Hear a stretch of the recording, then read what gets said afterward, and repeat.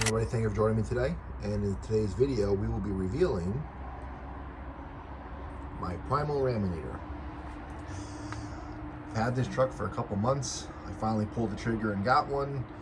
I will say right now, if you guys have never seen one of these, it does not scale up in video.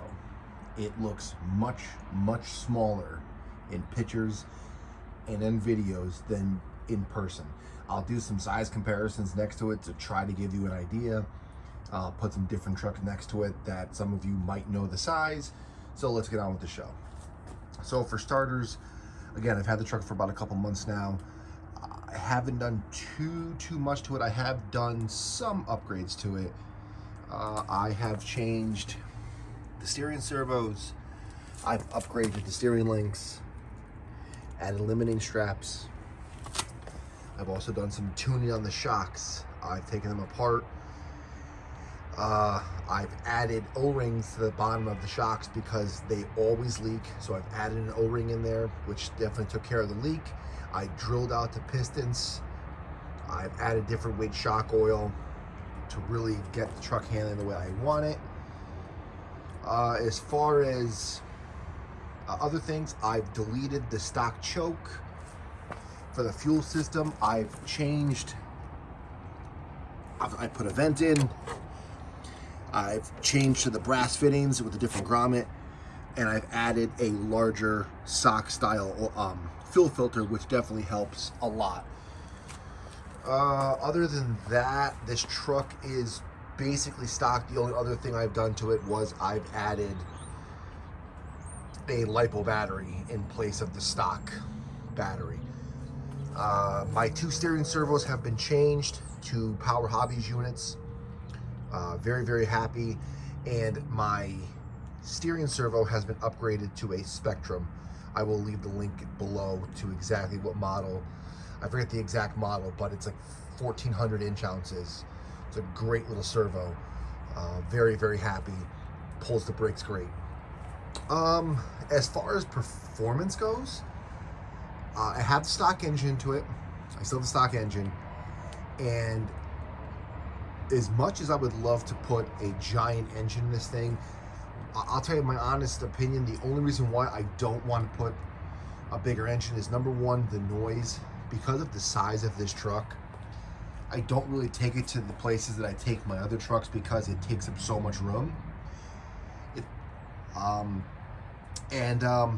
So the noise around, I mainly run this truck around my house, and with the noise of the other engines, I don't think my neighbors would be too happy with it. And number two is, every single time I've seen, like, they put a Taylor in this thing, or even the OBR style that uses the stock style pipe, the pipe gets mounted right up on top, and it really takes away from that truck look. So my only other option I considered was to potentially go brushless on this truck.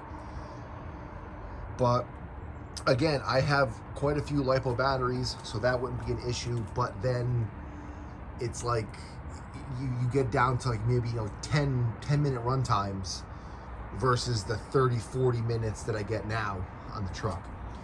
And for what the truck is, for where I use it, the stock speed for now is good. Eventually I will end up upgrading this thing. I just don't know what direction I will go. So with that said, I will put some trucks next to it for comparison, because again, this truck does not scale up at all. It looks small. So I'm gonna put some trucks next to it to give you guys a better understanding of how big this thing truly is. Sitting next to the truck is a 1/10 scale Traxxas TRX Sport. That is actually my son's crawler, but just to give you an idea, it's basically the size of the tire, and that is a standard 1/10 scale crawler. Every once in a while you'll see a little drop coming down. Sorry about that. It's a little frosty out, so some of the stuff is melting. Let's get something a little bigger. Here is my 1/6 scale axial honcho crawler.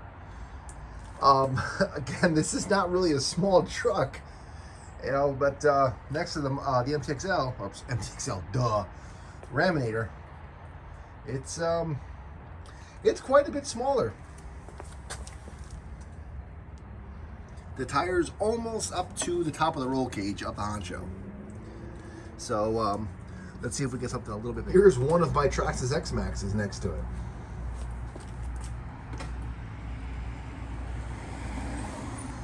Yeah, quite a bit smaller. Just to give you a comparison, like I said, it doesn't really scale up. Another comparison, in the background is my MTXL. So it's getting a little bit bigger. Some of you know how big an MTXL is. But next to the Raminator, yeah, it's a little smaller. Just a little bit smaller. And easily, the Raminator is, without question, double the weight of the MTXL. Without question. And here you go, guys. This is the last comparison I'll give you. This is my Raminator sitting next to my Losi Baja Ray 2.0. So my 2.0 is very well used. But I'm trying to give you guys some kind of a size comparison. But there you go. So it's my Raminator. I'm gonna get some videos of this thing just straight raw driving, no talking, no nothing.